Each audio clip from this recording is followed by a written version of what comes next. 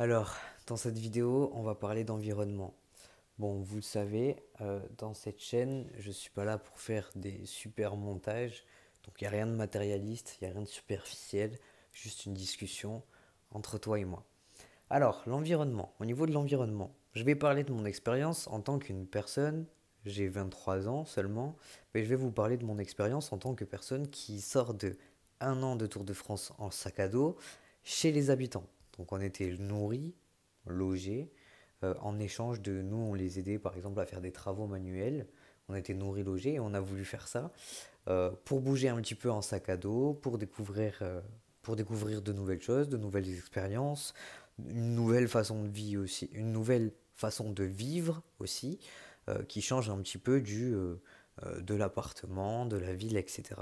On avait trop envie de bouger et d'expériencer notre vie parce que si on est en vie, c'est bien pour faire quelque chose, c'est pour l'expériencer. Alors, après un an de voyage en sac à dos, en ayant découvert différentes manières de vivre et différentes personnes, différentes personnalités, j'ai pris en compte que l'environnement était extrêmement intéressant. J'ai pu remarquer que dans certains environnements qui étaient plus propices, plus bienveillants, on se sentait mieux. Dans certains autres environnements où des personnes étaient en basse énergie, on se sentait un peu moins bien. Au niveau de ça, pourquoi je veux parler de l'environnement? Parce que il y a... j'ai l'occasion de parler avec différentes personnes et je remarque que parfois vous restez dans un environnement qui ne vous convient pas du tout, mais je ne comprends pas pourquoi. Euh, je peux comprendre, mais je ne comprends pas. Dans le sens où si vous allez vers l'éveil, si vous allez vers votre expérimentation de votre vie, pourquoi se brider? Mais je comprends qu'il y ait énormément de croyances limitantes derrière ça. Je vais vous donner un exemple. Par exemple, une femme qui a un mari et qui va dire des phrases du genre oh là là, il représente tout ce que je déteste. Est-ce que vous, vous allez rester bloqué alors que la personne en face de vous représente tout ce qu'elle déteste? Oui, non, j'en sais rien, mais moi je suis arrivé à un niveau de non, si la personne ne me convient plus, ça s'arrête là et c'est pas grave. Généralement, c'est des personnes qui sont plus âgées que moi, donc je comprends qu'il y a des pensées qui sont cristallisées. On est aussi de différentes générations. Et il y a des pensées qui se cristallisent. Et après, on a des croyances limitantes qui s'installent. Mais s'il vous plaît, ne restez pas dans un environnement qui ne vous convient pas. Comment vous pouvez espérer ne serait-ce que manifester si vous n'êtes pas capable de vibrer à la bonne vibration, avec les bonnes émotions, à cause de votre entourage? Vous aurez beau faire ça, mais si votre pensée racine, c'est je me sens pas bien dans l'endroit où j'habite, ça veut dire que vous n'avez aucun moment où vous êtes dans la plénitude. Si vous êtes dans un entourage euh, physique, hein, je parle, ne serait-ce que la maison où vous êtes, si vous êtes dans un entourage physique qui ne vous convient pas, il est extrêmement et beaucoup plus compliqué de trouver des moments à soi, des moments où on peut se retrouver, des moments où on est en haute vibration, si le simple lieu où on est ne nous convient pas. Alors je vous conseille sincèrement de faire ce pas et de changer cet environnement. Donc là on parle d'environnement physique. Je vais vous parler par exemple de la loi de la vibration. Je vais faire un petit, comment dire, un petit rapprochement. La loi de la vibration stipule que tout est vibration. Vous savez, tout est la métaphysique, la physique quantique et tout ont prouvé que tout ce qui est matière, voilà, tout ce qui est matière qu'on peut toucher, est en réalité composé de 99% de vide. Un atome est composé de 99% de vide. Donc tout ce qui est matière, c'est des connexions qu'il y a dans notre cerveau qui font qu'il y a le toucher, etc. Mais on ne touche pas vraiment. Là, je touche pas vraiment. Il y a des atomes et tout. Enfin, il y a du vide en fait entre tout. Entre tout, il y a du vide. Par exemple, comment vous pouvez implémenter cette loi de la vibration? Ça peut être dans votre espace de travail. C'est toujours mieux, vous vibrerez toujours mieux dans un espace de travail bien rangé où il n'y a pas trop de choses qui traînent. Vous pouvez le regarder, si vous regardez une pièce pas rangée avec beaucoup de choses qui traînent et une pièce toute rangée, pas non plus dans le minimalisme extrême, mais où chaque chose est à sa place et rien ne traîne, vous aurez une espèce de clarté mentale qui va s'installer et tout viendra finalement des vibrations de par l'endroit où vous êtes. Parce qu'on dégage des vibrations, les vibrations, hop, elles vont un petit peu partout. Donc un environnement plus ou moins rangé vous amènera une clarté mentale. Bon, voilà, pour ce qui est de l'environnement physique. Après, il y a la ville et la nature aussi, que j'ai pu remarquer dans ce Tour de France. J'ai pu en tester plusieurs. J'ai fait par exemple Marseille, comme j'ai fait des petits bleds un petit peu paumés en pleine campagne.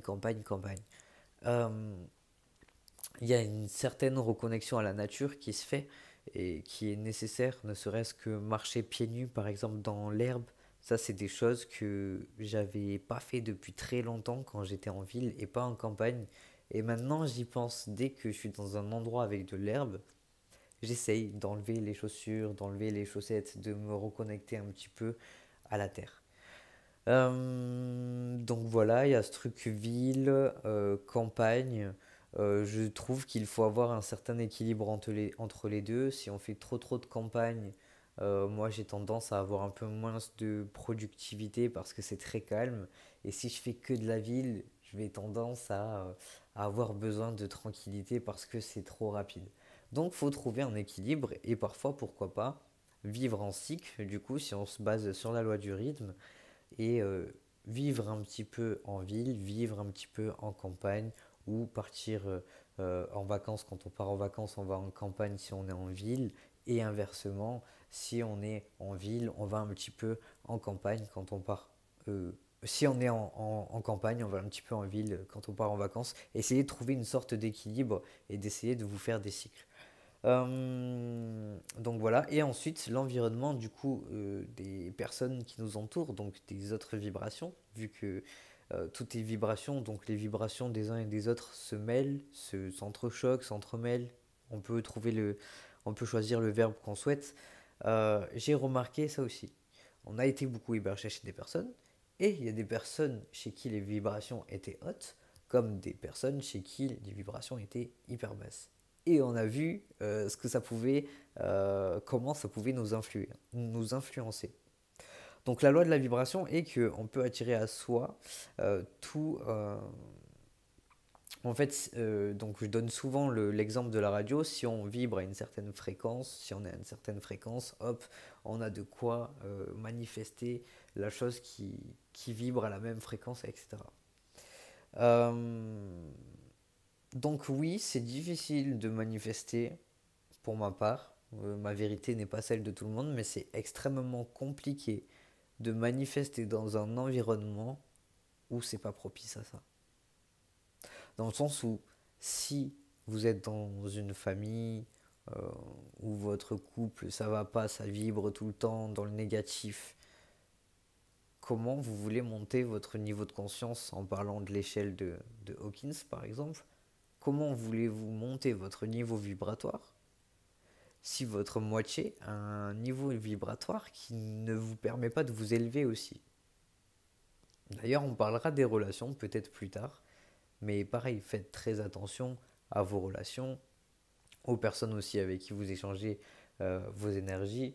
Je dis pas qu'on doit être en mode voilà, hein, on s'en fout que des personnes soient spirituelles ou pas. On s'en fout que les personnes vibrent de telle ou telle manière. Il y a des personnes avec qui on va très bien s'entendre et qui pourtant sont pas forcément hyper positives ou pas dans une vibration haute. On s'en fout, on n'est pas là pour juger sur ce genre de choses. Et par contre, voilà, sur des personnes qui nous impactent et qui sont dans notre quotidien, c'est extrêmement compliqué de manifester. C'est à prendre en compte l'entourage. L'entourage permanent, continuel.